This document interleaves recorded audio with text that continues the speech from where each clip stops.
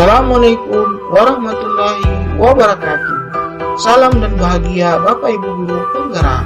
Perkenalkan, saya Lukman Idrus, calon guru penggerak Akademi 10 dari SMP Negeri 6 Wonosari, Kabupaten Bualemo, Provinsi Gorontalo.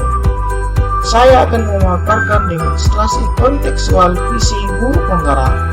Untuk merumuskan visi guru penggerak, dapat menggunakan pendekatan inquiry apresiatif. Pendekatan ini mengidentifikasi hal baik yang telah ada di sekolah dan mencari cara bagaimana hal tersebut dapat dipertahankan dan memunculkan strategi untuk mewujudkan perubahan ke arah yang lebih baik. Agar dapat menerapkan pendekatan inquiry apresiatif, maka langkah yang dapat digunakan adalah dengan metode Bagja. Bagja terdiri dari buat pertanyaan utama, ambil pelajaran, gali mimpi, jabarkan rencana, dan atur eksekusi. Buat pertanyaan utama berisi pertanyaan-pertanyaan untuk menentukan arah penelusuran. Ambil pelajaran dimaksudkan untuk memandu bagaimana pengalaman positif dari individu, kelompok, ataupun komunitas lain yang nantinya akan kita jadikan sebagai pembelajaran. Gali mimpi berupa narasi keadaan ideal jika prakarsa perubahan telah terwujud.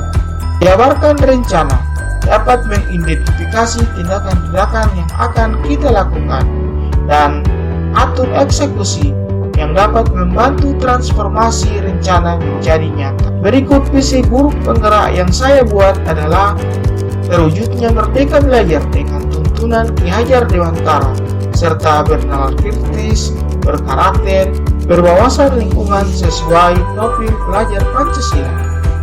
Untuk mewujudkan visi saya tersebut, maka saya membuat prakarsa perubahan, yaitu meningkatkan motivasi dan kreativitas belajar peserta didik melalui pembelajaran berdiferensiasi. Adapun tahapan Bagja yang saya buat adalah sebagai berikut. Yang pertama, buat pertanyaan utama. Pertanyaannya adalah bagaimana cara meningkatkan kreativitas motivasi belajar peserta didik melalui pembelajaran berdiferensiasi. Tindakan atau penyelidikannya antara lain melakukan diskusi dengan kepala sekolah dan rekan sejawat, mencari referensi dan praktik baik tentang cara meningkatkan kreativitas dan motivasi peserta didik melalui pembelajaran berdiferensiasi, dan mencari tahu karakter peserta didik berdasarkan asesmen diagnostik.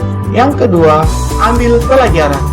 Pertanyaannya, siapakah guru yang ahli dalam penerapan pembelajaran berdiferensiasi dan selalu melakukan pembelajaran berdiferensiasi di dalam kelas? Bagaimana memilih media pembelajaran yang tepat agar meningkatkan kreativitas dan motivasi belajar peserta didik?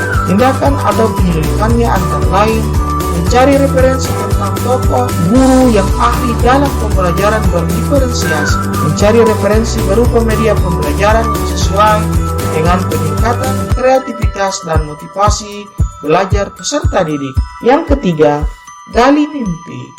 Pertanyaannya antara lain, apakah penerapan pembelajaran berdiferensiasi dapat meningkatkan kreativitas dan motivasi belajar peserta didik? Bagaimana agar pembelajaran berdiferensiasi dapat diterapkan pada guru mata pelajaran lainnya? Dan apakah ada keterkaitan antara pembelajaran berdiferensiasi dengan dimensi profil pelajar Pancasila? Tindakan atau penyelidikannya antara lain membuat lembar observasi tentang kreativitas dan motivasi belajar peserta didik, melakukan kolaborasi melalui tim teaching untuk melaksanakan pembelajaran berdiferensiasi, dan mencari referensi tentang dimensi profil pelajar Pancasila, dan berkonsultasi dengan orang yang berkompeten tentang hal tersebut. Yang keempat, jabarkan rencana. Pertanyaannya, apa langkah-langkah untuk memulai membiasakan pembelajaran berdiferensiasi dalam pembelajaran?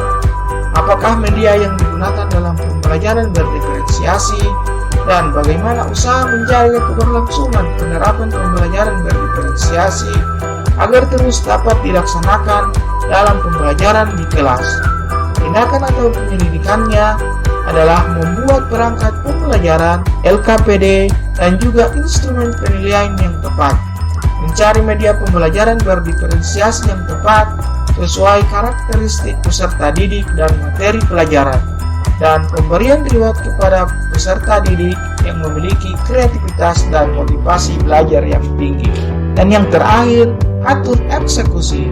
Pertanyaannya, siapakah yang bertanggung jawab memonitor agar jalannya kegiatan pembelajaran berdiferensiasi dapat berjalan dengan baik dan konsisten? Dan tindakan atau penyelidikannya adalah membuat jadwal kegiatan pembelajaran berdiferensiasi yang bervariasi tiap minggunya. Demikian rancangan tindakan perubahan berdasarkan tahapan bahagia. Semoga dapat membawa perubahan ke arah yang lebih baik dengan berpihak pada murid.